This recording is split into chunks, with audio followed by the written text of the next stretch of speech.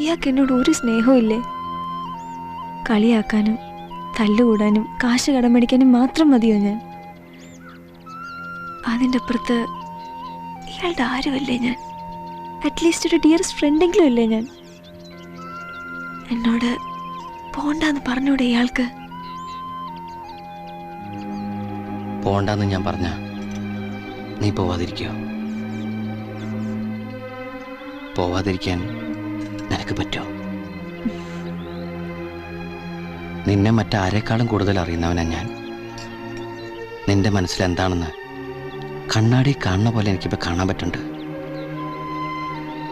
അത് വേണ്ട ജെന്നി. അറിഞ്ഞോ അറിയാതെയോ മനസ്സിലെവിടെയെങ്കിലും എന്തെങ്കിലും ഒരു മോഹം കൊണ്ടു കിടക്കണ്ടെങ്കിൽ നിന്റെ ഇപ്പോഴത്തെ അവസ്ഥയിൽ നടക്കില്ല.